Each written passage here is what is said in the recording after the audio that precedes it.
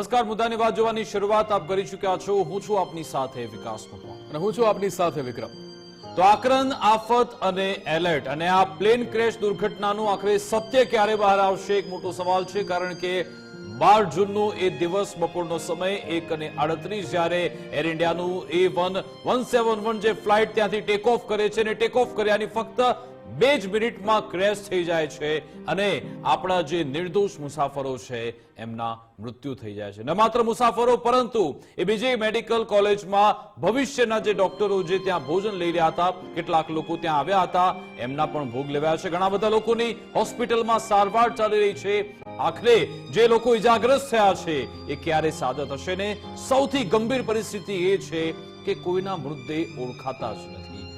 48 કલાક કરતા વધારેનો સમય વીતી ગયો છે, પરંતુ હજુ પણ ડીએનએ સેમ્પલિંગની પ્રક્રિયા ચાલી રહી છે, કારણ કે એક સાથે આટલા બધા મૃતદેહ છે ને એમાંથી અલગ અલગ ડીએનએ ના આધારે તેમની ઓળખ કરવાની છે અને છેલ્લા 48 કલાકમાં જે આંકડો આવ્યો છે હમણાં સુધીમાં એવું કહેવાય રહ્યું છે કે ફક્ત 9 મૃતદેહની જ ઓળખ થઈ ચૂકી છે અને બીજા બધાની અત્યારે ઓળખ ચાલી રહી છે। સવાલ એ પણ છે કે ક્યાં સુધીમાં જે પરિવારજનો છે એમને મૃતદેહ સોંપવામાં આવશે, એક એ સવાલ। અને બીજો સવાલ એ છે કે આ દુર્ઘટનાની આખું જ સત્ય ક્યારે બહાર આવશે। જો કે હવે આજે કેન્દ્ર સરકાર તરફથી મોટો નિર્ણય લેવામાં આવ્યો છે। AI-17 જે દુર્ઘટના થઈ હતી એ માટે એક કમિટીનું ગઠન કરવામાં આવ્યું છે। વિક્રમ, આ જે કમિટી છે એ તપાસ કરશે, તલસ્પર્શી તપાસ કરશે, અલગ અલગ જે બિંદુઓ છે એને શોધવામાં આવશે। આખરે એની ઘટનાના મૂળમાં જવાનો પ્રયત્ન થશે। શું આ કોઈ માનવીય ભૂલ હતી, શું કોઈ આ ટેકનિકલ ભૂલ હતી કે પછી આમાં કોઈ કોન્સ્પિરસી ષડયંત્ર છે? બધા જ એંગલથી આ કમિટી વિક્રમ તપાસ કરશે। બિલકુલ, એટલે બધા જ પાસા અહીંયા તપાસવામાં આવશે। દુર્ઘટના ખૂબ જ મોટી છે, આક્રંદ છે લોકોનો, પણ અહીંયા જે તપાસ કમિટી બનાવવામાં આવી છે એક બાદ એક દરેક જે એંગલ છે એના પર તપાસ કરવામાં આવશે। કેન્દ્રીય ગૃહ સચિવની અધ્યક્ષતામાં 11 સભ્યોની કમિટી બનાવવામાં આવી છે। અમદાવાદની અંદર આ વિમાન દુર્ઘટનાની તપાસનો 3 મહિનાનો જે રિપોર્ટ છે આપવામાં આવશે। 3 મહિનાની અંદર રિપોર્ટ આપવામાં આવશે। ભવિષ્યમાં આવી કોઈ ઘટના ન બને એ માટે પણ દિશા અને નિર્દેશ સૂચવવામાં આવશે। ગુજરાતના ગૃહ વિભાગના પ્રતિનિધિ પણ કમિટીમાં એમનો સમાવેશ કરવામાં આવ્યો છે। એરફોર્સ હોય, MHA હોય કે પછી BCAS હોય, DG હોય, DCA, DGDC અને IB ના પ્રતિનિધિ પણ આ જે કમિટી બનાવવામાં આવી છે એમાં સામેલ કરવામાં આવ્યા છે।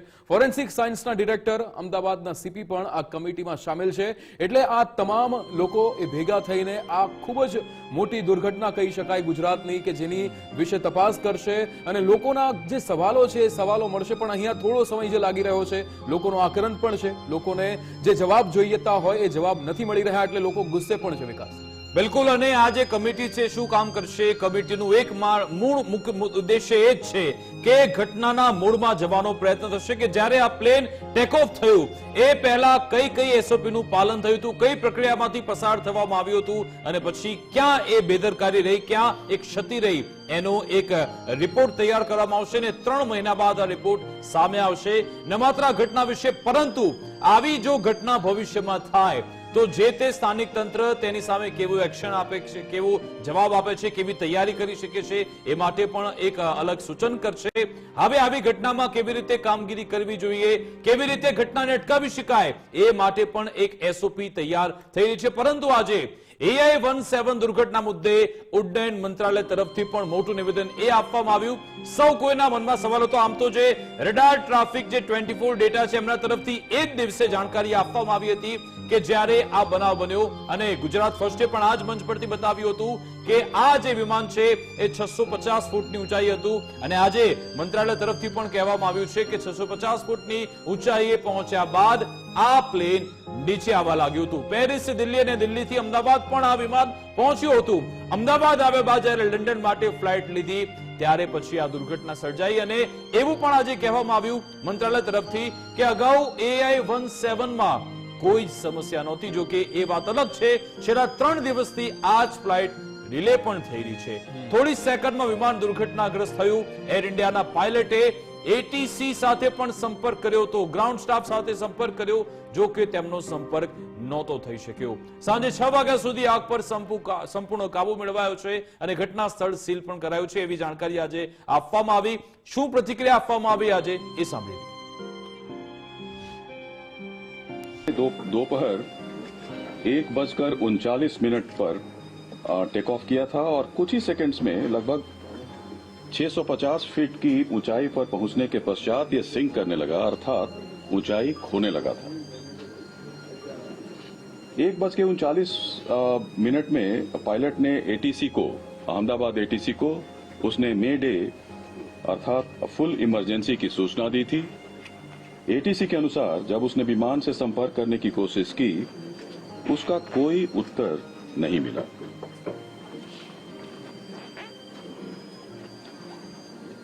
ठीक 1 मिनट के बाद यह विमान हमारे एयरपोर्ट से लगे मेधाणी नगर, जो हवाई अड्डे से लगभग 2 किलोमीटर की दूरी पर स्थित है, यह विमान दुर्घटनाग्रस्त हो गया था।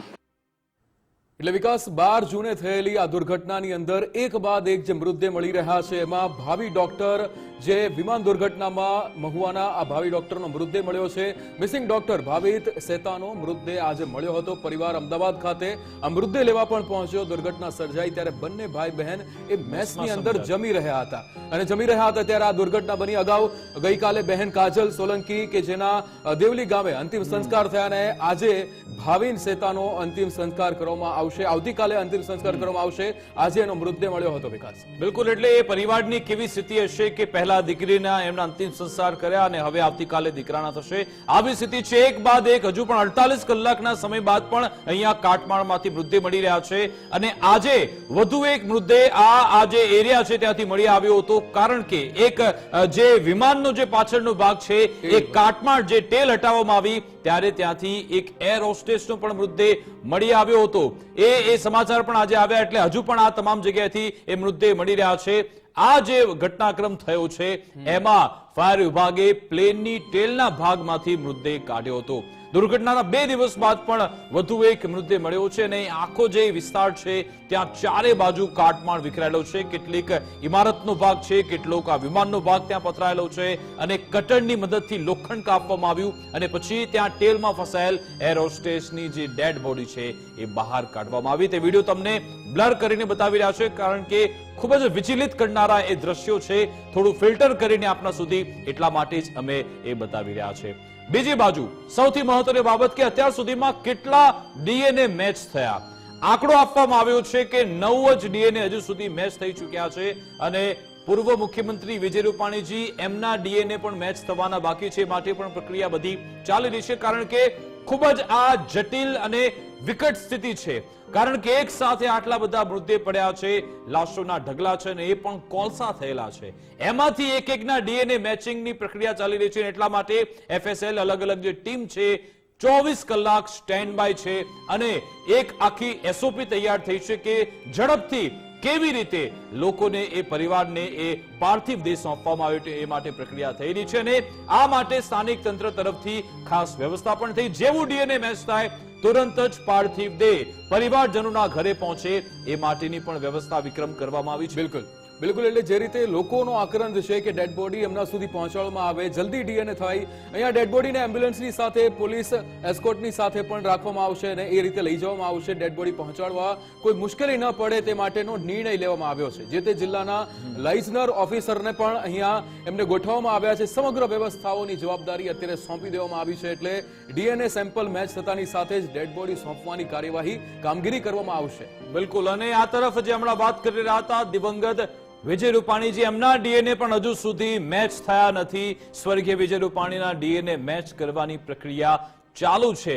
પહેલા એમના જે બહેન છે એમના ડીએનએ સેમ્પલ લેવામાં આવ્યા હતા અને જરૂર પડે તો તેમના પુત્ર ઋષભના પણ ડીએનએ સેમ્પલ લેવામાં આવશે। તેમના પુત્ર ઋષભ અમદાવાદ આવી પહોંચ્યા છે, જે વહેલી સવારે જ તેઓ એરપોર્ટ પર આવી પહોંચ્યા હતા। જો કે ડીએનએ મેચ થવાની પરિવાર રાહ જોઈ રહ્યો છે, મૃતદેહ મળવાની રાહ જોઈ રહ્યો છે અને જ્યારે ડીએનએ મેચ થશે ત્યારબાદ પરિવારને મૃતદેહ સોંપવામાં આવશે। અને આ તરફ રાજકોટમાં વિક્રમ આની તૈયારી પણ શરૂ થઈ ગઈ છે, કારણ કે આજે તો રાજકોટમાં બંધ પણ પાડવામાં આવ્યું હતું અને હવે જ્યારે આ દુઃખની ઘડી આવે છે ત્યારે આખું રાજકોટ, આખું સૌરાષ્ટ્ર આ રૂપાણી પરિવાર સાથે। એટલે પૂર્વ મુખ્યમંત્રી વિજયભાઈ રૂપાણી કે જેમની અંતિમ વિધિની જે તૈયારીઓ છે કરી દેવામાં આવી છે અને એ તૈયારીઓના ભાગરૂપે ત્યાંના જે સ્થાનિક જે ધંધાર્થીઓ છે એમણે પણ અડધા દિવસનો બંધ પાડીને અહીંયા આ શ્રદ્ધાંજલિ પાઠવી હતી। એટલે એટલે હવે થોડાક જ દિવસોની અંદર જે રીતે આ અંતિમ વિધિ કરવામાં આવશે ત્યાંના જી. જે એમના જે કાર્યકર્તા પણ છે અને ત્યાંના જે એમના જે ચાહકો હતા એ બધા સાથે મળીને જે રીતે આ કાર્યક્રમમાં ઉપસ્થિત રહેશે. વિકાસ, બિલકુલ આશા રાખીએ અને પ્રાર્થના કરીએ ભગવાનને કે તમામ જે મૃતદેહો છે એમના ડીએનએ તુરંત મેચ થઈ જાય અને પરિવારજનો જે અંતિમ વિધિ એ લોકો કરવા માંગે છે એ માટે એ લોકોને એ વ્યવસ્થા મળી જાય એવી આપણે પ્રાર્થના કરીએ અને અપીલ પણ કરીએ તંત્રને કે આમ તો એલર્ટને સાથે કામ થઈ રહ્યું છે, થોડી ઓર વધારે મહેનત કરીને એ તમામ પ્રક્રિયા પૂર્ણ કરવામાં આવે. પરંતુ સૌ કોઈના મનમાં સવાલ છે કે આખરે આ પ્લેન ક્રેશ કેવી રીતે થયું, એ બોઈંગ વિમાન છે શું, કયું એ કારણ રહ્યું જેના કારણે આ પ્લેન ક્રેશ થયું હોઈ શકે છે એ જાણવાનો અમે પ્રયત્ન કર્યો છે. એક એક્સપર્ટ સાથે અમે વાતચીત કરી છે કે જેમની નિપુણતા છે આ બોઈંગ પ્લેનની અને એટલા માટે જ એક ડેમો જે તૈયાર થયેલો છે એ ડેમોની અંદર અમારા સંવાદદાતા પહોંચ્યા હતા. એમની સાથે એ એક્સપર્ટ પણ છે, એવિએશન એક્સપર્ટ. એમણે આ આખા પ્લેન ક્રેશનું A to Z બતાવ્યું છે, A to Z સમજાવ્યું છે કે ક્યાં ક્ષતિ રહી હોઈ શકે છે, ક્યાં કેવી ખામી હોઈ શકે છે અને આખરે આ કેવી રીતે ફંક્શનિંગ થાય છે. આખો જે અહેવાલ છે તમે જુઓ કે આ બોઈંગ વિમાન શું છે, કેવી રીતે બ્લેક બોક્સ કામ કરે છે, એ આખી તમે રજૂઆત જુઓ.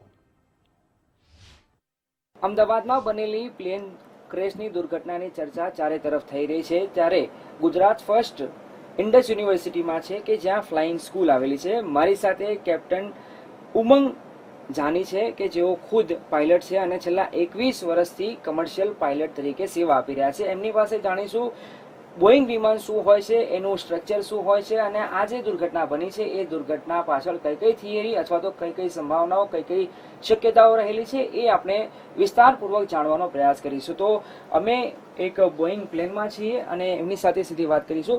સાહેબ, સૌથી પહેલા એ કહો કે આપણે જ્યાં હાજર છીએ એ આપણી યુનિવર્સિટીનું એક બોઈંગ પ્લેન છે. સૌથી પહેલા બેઝિક સ્ટ્રક્ચર વિશે આપ સમજાવો.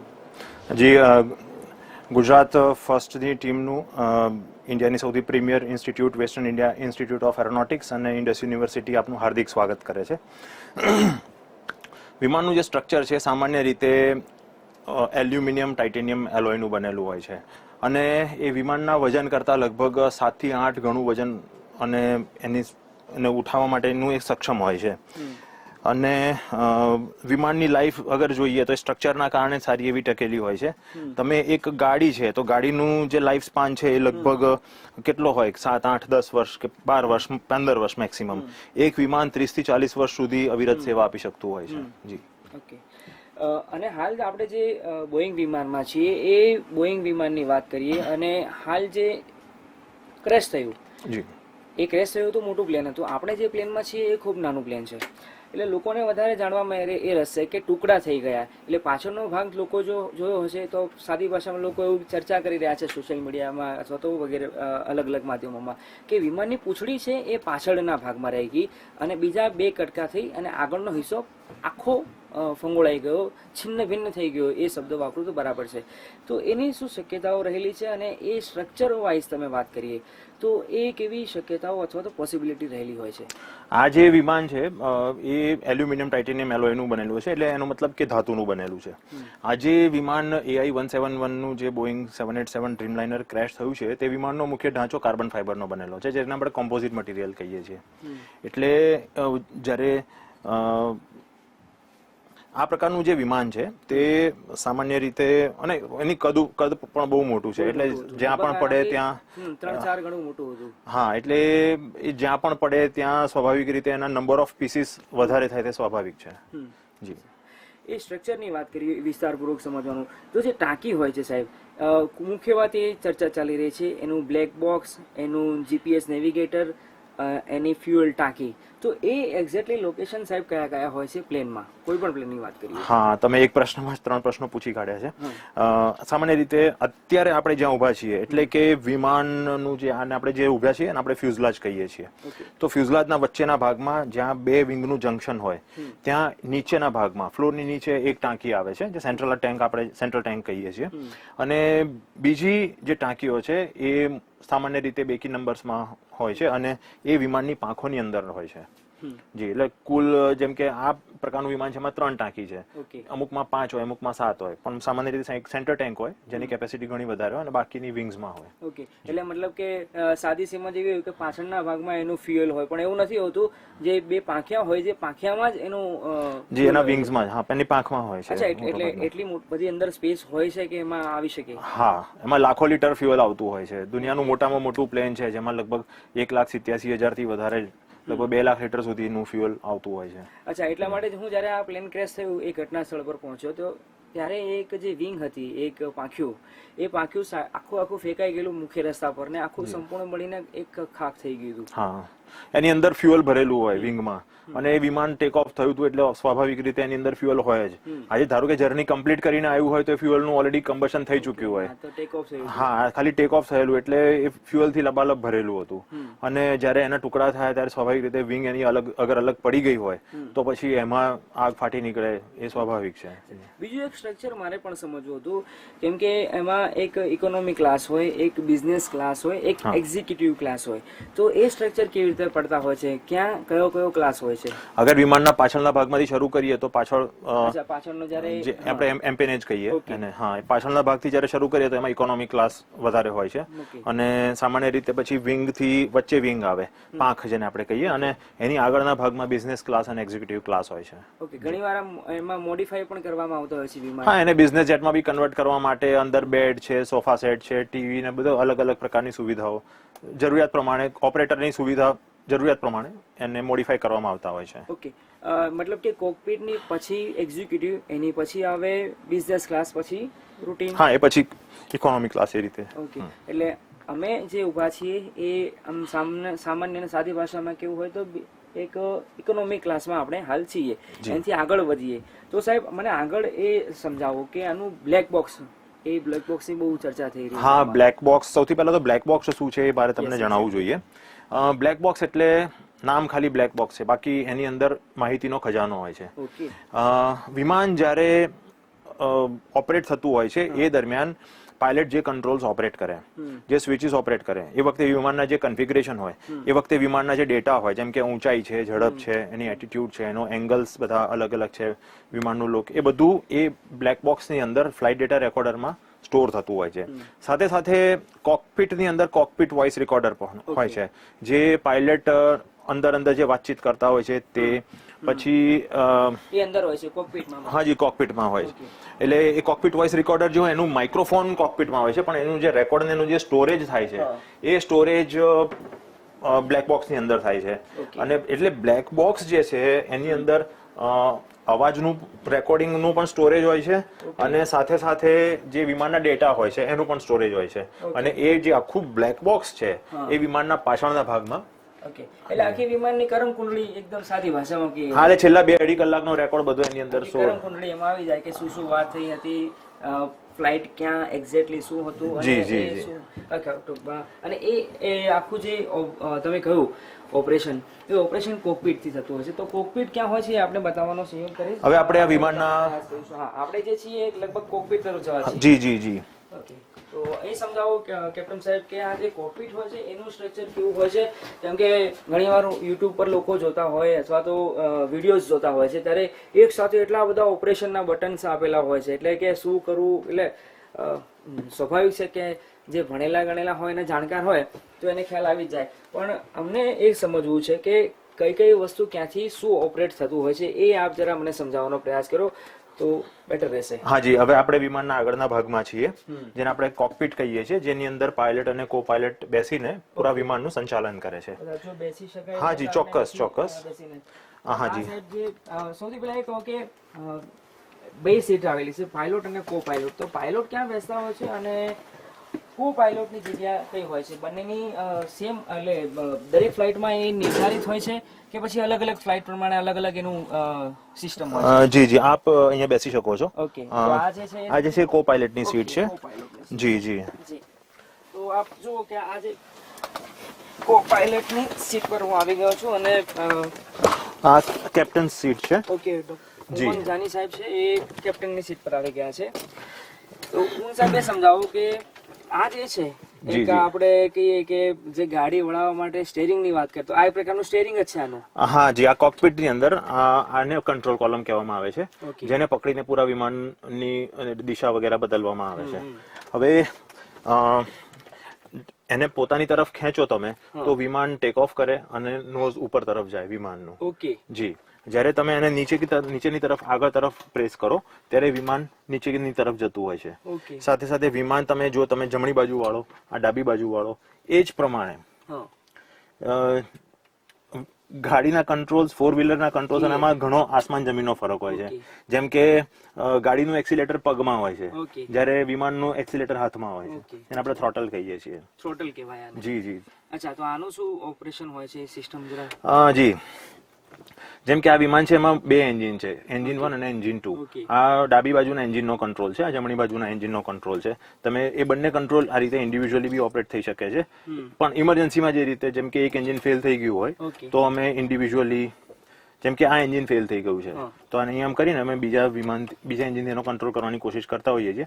મગર નોર્મલ ઓપરેશન્સમાં સામાન્ય રીતે બંને એન્જિનનો એક સાથે ઉપયોગ થતો હોય છે. ટેક્સિંગ થી માંડીને take off, cruise, descent, landing, એમાં બંને એન્જિન એક સાથે ઓપરેટ થાય છે, જે અમે આ રીતે ઓપરેટ કરતા હોઈએ છીએ. ઓકે. અચ્છા, જી. બીજું સાહેબ, આ આખું જે સ્ટ્રક્ચર છે આમાં પણ ઘણા બધા આ આખું ડિવાઇસ છે, જે મશીનરી છે, એની આખી ઓપરેટિંગ સિસ્ટમ શું હોય છે એ સમજાવો. આ ફાયર એલાર્મ છે. એન્જિનમાં અગર આગ લાગી હોય તો Okay. ડાબી બાજુના, જમણી બાજુના, અને એક વચ્ચે ઓક્ઝિલરી પાવર યુનિટ, જે પાછળના ભાગમાં વિમાનના જે ટેલ પાર્ટ હોય એની અંદર એક નાનકડું બીજું એન્જિન કે જે વિદ્યુત, ઇલેક્ટ્રિસિટી ઉત્પન્ન કરતું હોય છે. એમાં ફાયર એલાર્મ છે, એ સાથે એને એક્સટિંગ્વિશ પણ કરી તો શકાય. સાહેબ, મે ડે શબ્દો હમણાં જી, ખાસો જી. સાંભળવા મળી રહ્યો છે. હા હા. તો આ જે ઘટના બની એમાં પણ કદાચ આ પાયલોટે મે ડે કહ્યું જ હશે. હાજી બરાબર? હાજી. તો એ સાહેબ કેવી રીતે કોમ્યુનિકેટ, એના માટે કોઈ ડિવાઇસ નું ઓપરેશન કરવાનું હોય છે કે પછી સીધું જે કોમ્યુનિકેશન હોય છે એ ટાવર સાથે? જનરલી ટાવર સાથે જે ફ્રીક્વન્સી ઉપર અમે કોન્ટેક્ટમાં હોઈએ છીએ, અને આવી ઇમરજન્સીમાં અમે તમે બીજી ફ્રીક્વન્સી ટ્યુન કરવા બેસો અને સમય બગડે એના કરતા એ જ ફ્રીક્વન્સી ઉપર અમે મેડેનો મેસેજ રિલીઝ કરી દેતા હોઈએ છીએ. મેડે એક જાતનો એક ઇમરજન્સી મેસેજ છે. જ્યારે વિમાન ખતરામાં હોય છે, વિમાન જ્યારે આઉટ ઓફ કંટ્રોલ થઈ જાય, કે વિમાન હવે જ્યારે ક્રેશ થઈ જવાનું હોય એવું લાગે, ત્યારે મેડેનો મેસેજ અમે રિલે કરતા હોઈએ છીએ. ઓકે. જી જી. અચ્છા, બીજું આ સામે આખું ડિસ્પ્લે આપેલું છે સાહેબ, જી, કે જી. ઘણા બધા હું જોઈ રહ્યો છું નાના મોટા મીટર આવેલા છે, જે જી. ગાડીનો મીટર, કિલોમીટરની રફતાર બતાવતા હોય. હાજી. અચ્છા, તો આ આખું, કેમ કે આ સમજવું તો ખૂબ વાર લાગી જાય ને ખૂબ ટેકનિકલ વસ્તુ છે, પણ આ જે સાદી સમજ આપી શકો તો સાહેબ? હાજી. આ સામાન્ય તમે જે સીટ ઉપર બેઠા છો જી. એ કો પાયલટની સીટ છે, હું બેઠું છું, કેપ્ટન સીટ છે. પણ તમે જોઈ શકો છો એ વસ્તુ કે સીટો તો અલગ અલગ છે, મગર સામેના ઇન્સ્ટ્રુમેન્ટ સેમ છે. ઓકે. જેમ કે આ એટીટ્યુડ ઇન્ડિકેટર છે, તો તમારી ત્યાં બી એટીટ્યુડ ઇન્ડિકેટર આપેલું છે, જે વિમાનની, હા જી, હોરાઇઝન થી કેટલું નોઝ ઉપર છે, નીચે છે, ડાબે જમણે છે, ઓકે, એટલે ઝૂકેલું છે મતલબ તે. કે આપણે માન લો કે આ વિમાન ચલાવી રહ્યા છીએ તો જી, કેટલી જી. ઊંચાઈ પર છે એ અહીંયા ડિસ્પ્લે કરવાનું. ને એ એટીટ્યુડ કેટલો, એટલે મીન્સ હોરાઇઝન Okay. થી તમારા વિમાનનું જે નોઝ છે, તમારા વિમાનનું જે બોડી છે, એ કેટલું ઉપર તરફ કેટલું નીચે તરફ છે એ બતાવે છે. ઊંચાઈ બતાવવા માટે અલ્ટિમીટર આપેલું છે વિમાનમાં. Okay. અલ્ટિમીટર જે વિમાનની ઊંચાઈ બતાવે છે. પછી આ છે એર સ્પીડ ઇન્ડિકેટર, જેને કહીએ છીએ આપણે. કેટલી સ્પીડ કેટલી છે વિમાન? હાજી, આ તમારી ડાબી બાજુ, હા, તમે જોઈ શકો છો. આ જે છે ને ઉપર એની ઉપર, હાજી, એ આ એર સ્પીડ ઇન્ડિકેટર છે, જે વિમાનની સ્પીડ બતાવે છે. આ તમારું દિશા સૂચન માટે, આ બે યંત્રો દિશા સૂચન માટે છે. જી જી. સાથે સાથે બે વિમાનો હવામાં ટકરાઈ ના જાય તેના માટે પણ સિસ્ટમ હોય છે. એ કઈ સિસ્ટમ હોય છે? એને આપણે ટ્રાફિક કોલિઝન એવોઇડન્સ સિસ્ટમ કહીએ છીએ. ઓકે, તો એના માટે વિકાસ, હાજી, આમાં આ જે સ્ક્રીન હોય છે, અને સ્ક્રીનમાં સામેથી જે વિમાન આવતું હોય છે એનું ટપકું દેખાતું હોય છે. ઓકે, એ ક્યાં દેખાય? તો હા, એ ક્યાં દેખાતું એ હોય? સામાન્ય રીતે આ પ્રકારના ઇન્સ્ટ્રુમેન્ટમાં દેખાતું હોય ઓકે, છે. આ માની લો ડિજિટલ હા, એમાં હાજી, એ સ્ક્રીન ઉપર તમને ટપકા સ્વરૂપે દેખાતું હોય છે. ઓકે, માની લો કે આપણે જે આકાશમાં પ્લેન ઉડતું હોય છે, જી જી જી. અને આપણી નજીક સરાઉન્ડિંગ, આપણી આસપાસ કોઈ પ્લેન હોય તો અહીંયા બતાવી દે કે તમારી નજીક કોઈ પ્લેન છે. હા, સામાન્ય રીતે સામેથી આવતો જે ટ્રાફિક, એર ટ્રાફિક છે, Okay. સામેથી આવતા જે વિમાનો છે, હા, હા, એનું ટપકું તમને આ સ્ક્રીન ઉપર જોવા મળતું હોય તો છે. એલર્ટ થઈ જાય. જી હા, જી હા. ઓકે સાહેબ, બીજી એક વસ્તુ, આ બ્લેક બોક્સ ની આપણે થોડા સમય પહેલા એક ઉલ્લેખ કર્યો. જી, તો જી. સાહેબ, એ બ્લેક બોક્સ કેટલા હોય છે? એક હોય છે કે બે હોય છે? બ્લેક બોક્સ તો એક જ હોય છે, Okay. પણ એની અંદર મુખ્ય બે વિભાગ હોય છે. બરાબર. એક હોય છે ફ્લાઇટ ડેટા રેકોર્ડર અને બીજો હોય છે cockpit voice recorder. Okay. Flight data recorder છે એ વિમાનના જે ડેટા છે, ઊંચાઈ છે, ઝડપ છે, એની દિશા છે, એનું હોરાઇઝન સાથે એટલે કે ક્ષિતિજ સાથે એ કેટલા ખૂણો બનાવે છે, એ બધું એની અંદર સ્ટોર થતું હોય છે. ઓકે. હા, અને સમયની સાથે એ એની અંદર સ્ટોરેજ થતું રહે છે અને 2-2.5 કલાકના રેકોર્ડિંગ પછી પાછું ભૂસાતું બી રહે છે ઓકે. એ રીતે. અને બીજું હોય છે કોકપિટ વોઇસ રેકોર્ડર, એટલે કે આપણે કોકપિટમાં જે કંઈ પણ આપણે વાતચીત કરતા હોઈએ એ બધું એની અંદર માઇક્રોફોન દ્વારા આ બધું સ્ટોર એ થતો system છે, હોય છે. operation. હા, ઉપરના ભાગમાં એનો માઇક્રોફોન આવે છે. અચ્છા, મતલબ આ માઇક્રોફોન લાગે છે. હા, એ સ્પીકર છે એકચ્યુઅલી. સ્પીકર છે. હા, ના સ્પીકરનો વોલ્યુમ કંટ્રોલ છે. ઓકે. જી. બરાબર છે. અને માની લો કે પાયલોટે પેસેન્જર સાથે વાત કરવી હોય તો એની પાસે પણ કોઈ ઇન્સ્ટ્રુમેન્ટ કદાચ હોય છે. હા, એ અહીંથી જ કનેક્ટ થતું હોય છે Okay. અને જે અહીંથી તમે જે કંઈ પણ બોલો એનું એ ત્યાં સ્પીકરમાં. ઓકે. સાહેબ, તમે કહ્યું કે જે એનું બ્લેક બોક્સ હોય છે એ તો પાછળની ટોમાં એટલે જે પાછળનો હિસ્સો હોય છે ત્યાં હોય છે. તો એ જરા સમજાવી શકો છો કે એનું એક્ઝેક્ટ પ્લેસમેન્ટ ક્યાં હોય છે? કેમ કે આપણે જે ફ્લાઇટમાં છીએ એમાં 2 પાંખિયા છે અને ઘણામાં તો બીજા નાના નાના કદાચ પાંખિયા પણ હોતા હોય છે અને એક ઉપરનું જે હોય છે એ ટેકનિકલી ટર્મિનોલોજી શું વાપરવામાં આવતી હોય છે? હા જી, તમારે બ્લેક બોક્સ નું લોકેશન જોવું છે તો એના માટે આપણે વિમાનના પાછળના ભાગમાં જવું પડશે અને આપણે અત્યારે ચાલી રહ્યા છીએ વિમાનના પાછળના ભાગ તરફ. આવો આ બાજુ. એ પણ બતાવીએ કે આ ફ્લાઇટનું જે બ્લેક બોક્સ હોય છે એનું એક્ઝેક્ટ લોકેશન કયું હોય છે? સાહેબ, બધાના સેમ હોય છે કે પછી બધાની કંપની પ્રમાણે અલગ અલગ હોય છે? આ તો બોઈંગની વાત કરીએ, આના સિવાય પણ બીજી કંપની ફ્લાઇટ બનાવે છે. જી, આ જેમ કે વિમાનના અત્યારે આપણે પાછળના ભાગમાં છીએ. હા, આની બહાર આની પાછળ. હા, બસ એટલે તમને આ જે ઉપરનો જે ભાગ દેખાય છે તમને. હા જી. તો આપણે અમે બતાવી રહ્યા છે કે એનું જે બ્લેક બોક્સની ખૂબ ચર્ચા ચાલી રહી છે અને ઘણા બધા લોકો વાતો કરે છે. એટલે સાહેબ, આ જે છે એની ઉપર બ્લેક બોક્સ હશે. હા જી, આ જે અપર પેનલ છે અને અપર પેનલ કહેવાય ફ્યુઝલાજનો. આપણે પાછળના ભાગમાં છીએ જેને આપણે એમ્પેનેજ કહીએ છીએ. ઓકે. તો એમ્પેનેજમાં આની ઉપર તમને ઊભી વર્ટિકલ ફિન આવે. હા, ફિન. હા, ફિન, વર્ટિકલ ફિન. હા, એ ઊભી એની નીચેના ભાગમાં અહીંયા ટૂંકમાં આમાં બ્લેક બોક્સ લગાવવામાં આવે છે. હા, એટલે અત્યાર સુધીના જે એર ક્રેશ છે ઓકે. એના ઇન્વેસ્ટિગેશન દરમિયાન એક વસ્તુ ધ્યાનમાં આવી છે કે વિમાનનો સામાન્ય રીતે આ ભાગ છે એ જલ્દી બહુ ખાસ ડેમેજ નથી થતો. ઓકે. એટલે બ્લેક બોક્સ. બ્લેક બોક્સ હોય છે એ એવું ને એવું જ આખું વિમાન આ જોયું હમણાં જે ક્રેશ થયું. જી. કોઈ બી ક્રેશ થાય ત્યારે બધા એના સ્પેર પાર્ટ બળીને ખાખ થઈ જાય, પણ એ બ્લેક બોક્સ ની એટલી તે કેવી મજબૂતાઈ એવું તો શું હોય કે બ્લેક બોક્સ એવું ને એવું જ રહેતું હોય છે સાહેબ? બ્લેક બોક્સ જે છે એ સામાન્ય રીતે સ્ટીલ ટાઇટેનિયમ એલોયમાંથી બનેલું હોય છે અને એની અંદર પણ અંદર એક હીટ રેઝિસ્ટિંગ મટીરિયલ થી અને એની અંદરની સર્કિટ સુરક્ષિત કરવામાં આવે છે. એટલે જ્યારે પણ વિમાન દુર્ઘટનાગ્રસ્ત થાય અને આગ ફાટે તો એ દુર્ઘટનાનો જે ઇમ્પેક્ટ છે એ ઇમ્પેક્ટ થી એ સ્ટીલ ઉપર કોઈ અસર નથી થતી અને જે ગરમી ઉત્પન્ન થાય છે તો એની અંદર જે આઇસોલેશનનું જે લેયર છે એ અંદરની સર્કિટ ને અંદરના ડેટાને સુરક્ષિત રાખે છે. ઓકે. હવે સર, આ ક્રેશની ઘટના વિશે થોડી મારે વાત કરવી છે. જી જી. ઘણી બધી શક્યતાઓ વ્યક્ત કરવામાં આવી રહી છે કે બલબલ્લે લોકો જે નથી જાણતા એ પણ સાહેબ કોમેન્ટ કરવા લાગ્યા છે કે હા, સાચી વાત છે. આવું હતું, આમાંથી હતું, પેલું હતું, આની ભૂલ હતી, તેની ભૂલ હતી. તો સર, એ મને જાણવું છે કે આમાં કઈ કઈ થિયરી હોઈ શકે છે અથવા તો કઈ કઈ શક્યતાઓ આ ક્રેશ પાછળ હોઈ શકે છે? કેમ કે આપણે જે વિમાન છે એ ખૂબ નાનું છે ને જે આ ક્રેશ થયું એ તો આનાથી લગભગ 2 થી 3 ગણું બરાબર મોટું છે. વિમાન છે. હા, ક્રેશની શક્યતાઓમાં તો એવું છે કે અત્યારે જે ઇન્વેસ્ટિગેશન એજન્સીઓ છે એમને આ મળેલું છે, બ્લેક બોક્સ મળેલું છે. ઓકે. તો હવે એ બ્લેક બોક્સમાંથી ડેટા કાઢશે, પછી એનું એનાલિસિસ કરવામાં આવશે એક્સપર્ટ દ્વારા અને એના આધારે નક્કી કરવામાં આવશે કે ક્રેશનું સાચું કારણ શું રહ્યું છે. આમ તો વિડીયોમાં આપણે બહારથી જોઈ શકીએ છીએ કે વિમાન ટેક ઓફ કરે છે અને સીધું ઉડીને આગળ ક્રેશ થાય છે, એવું વિડીયો છે. પણ આપણે દૂરથી એવો અંદાજો નથી લગાવી શકતા કે એ વખતે એનું એન્જિન ચાલુ હતું, એન્જિન બંધ થઈ ગયેલું, એક એન્જિન ફેલ થયું છે, બીજું એન્જિન ચાલુ છે.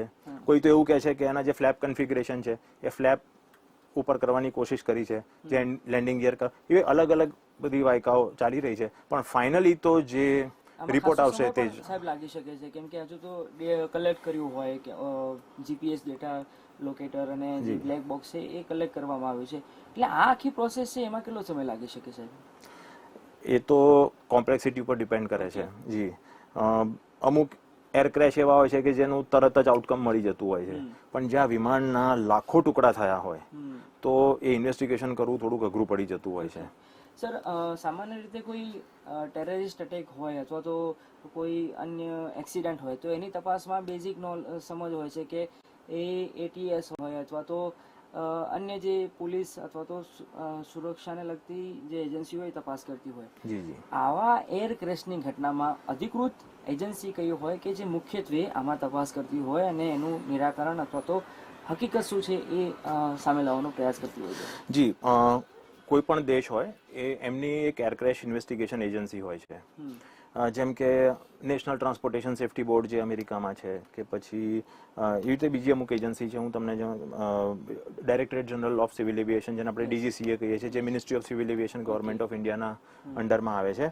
સાથે સાથે એર એક્સિડન્ટ ઇન્વેસ્ટિગેશન બોર્ડ જે છે AAIB, તો એવા પ્રકારની એવી રીતે ઘણા દેશોમાં અલગ અલગ પ્રકારની એજન્સીઓ હોય છે. અને ખાસ કરીને કોઈ મોટી દુર્ઘટના જ્યારે થાય ત્યારે તેને ATS જેવી એજન્સીઓ દ્વારા, અમુક ઇન્ટેલિજન્સ એજન્સીઓ દ્વારા પણ કરવું જરૂરી બની જતું હોય છે. જી સર, ખૂબ ખૂબ ધન્યવાદ. આ ફ્લાઇટનું આખું સ્ટ્રક્ચર કેવું હોય અને કયા પ્રકારની કેટલી શક્યતાઓ હતી અને કઈ કઈ વસ્તુઓ ક્યાં હોઈ શકે છે એ જણાવવા બદલ. તો આ હતા કેપ્ટન ઉમંગ જાની, જેમની સાથે વાત કરીને પ્લેનમાં કયા પ્રકારનું આખું વાતાવરણ હોય અથવા તો કયા પ્રકારનું આખું સ્ટ્રક્ચર હોય છે એ જાણવાનો પ્રયાસ કરો, અને આ જે દુર્ઘટના બની, દુર્ઘટના પાછળ કયા પ્રકારની શક્યતાઓ અથવા તો કયા પ્રકારની સંભાવનાઓ હોય એ પણ આપને જણાવવાનો પ્રયાસ કરો. કેમેરા પર્સન નરેશ રજોરા સાથે અલ્પી દરજી, ગુજરાત ફર્સ્ટ, અમદાવાદ.